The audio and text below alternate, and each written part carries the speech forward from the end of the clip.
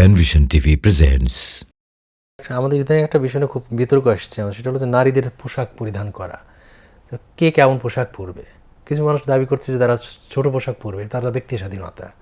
তো ইসলাম নারী পোশাককে ছোট করার পক্ষে কোনো সুযোগ আছে কিনা? আল্লাহ সুবহানাহু ওয়া তাআলা নারীদের পোশাকের ব্যাপারে সূরা আহজাবের সূরা আহজাবে আলোচনা করেছেন, যেখানে তাদের রাসূল সাল্লাল্লাহু আলাইহি ওয়াসাল্লামের স্ত্রীগণকে এবং মুমিন নারীদেরকে আপনি এই নির্দেশ দিন তারা যেন তাদের যেটুকুন খোলা রাখতো তারা সেটুকু ঢাকার জন্য।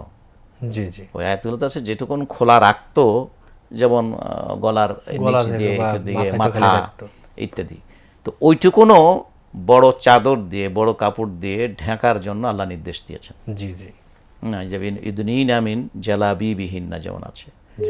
এছাড়াও তাছাড়াও আর মেয়েদের যে আওরাহ বলতে যেটা রাসূল সাল্লাম থেকে যেটা আছে, তাদের সমস্ত শরীরটাই হচ্ছে কি আওরা, মানে যেটাকে ঢেকে রাখতে হয়, আবৃত করে রাখতে হয়।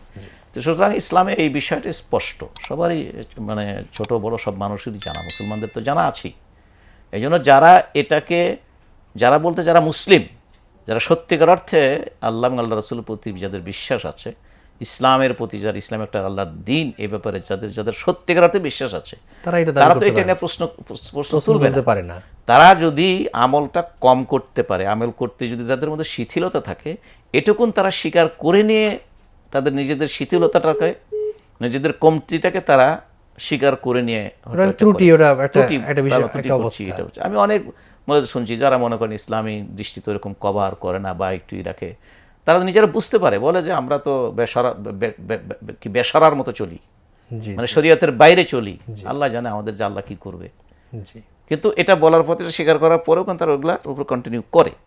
তো এই যে এটা তাদের অনুভূতি, তারা বিশ্বাস করে। কিন্তু যারা এটার উপরে আক্রমণ করার জন্যই একটা জিদ নিয়ে নিজের স্বাধীনতার কথা বলে, স্বাধীনতা, তোমার জীবনের স্বাধীনতা কে দিয়েছে? তোমার জীবনটা কে দিয়েছে? তো প্রথম কথা হচ্ছে ভাই, এগুলো যদি আমরা আল্লাহ, তিনি আমাদের সৃষ্টিকর্তা, তিনি আমাদের জন্য বিধান দিয়েছেন মানুষের জন্য, এটা যদি আমি বিশ্বাস করি তাহলে আমার জীবনটা নিয়ন্ত্রিত হবে। আর এইটা যদি আমি বিশ্বাস না করি, তাহলে দাবি তোলার কথা বলেন, নিকতার কথা বলেন, সেটা যাই করেন সেটা তো ইসলাম সম্মত নয়।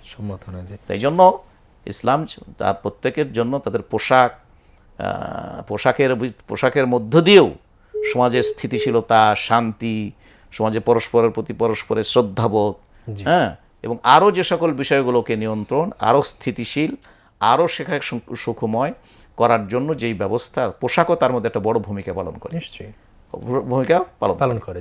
তো সুতরাং এই বিষয়গুলো যদি মানবিক দিক থেকে যদি আমরা সুস্থ চিন্তা করে যদি না বুঝি বা এই করছে, আমার স্বাধীনতা আছে, আপনার স্বাধীনতা আছে, তো স্বাধীনতা তো এগুলো তো দেখার দায়িত্ব আবার যারা মানে সামষ্টিকতভাবে যারা দায়িত্ব পালন করে, তারা দেখবে যে কোন ধরনের ইয়াগুলো, কোন ধরনের পদক্ষেপগুলো, কোন ধরনের ইয়েগুলো একটা সমাজের স্থিতিশীলতা নষ্ট করে ইত্যাদি, এগুলো দেখার দায়িত্ব যাদের, প্রশাসন বলেন বা রাষ্ট্র বলেন, তাদের এটা বিষয় থাকে আর কি।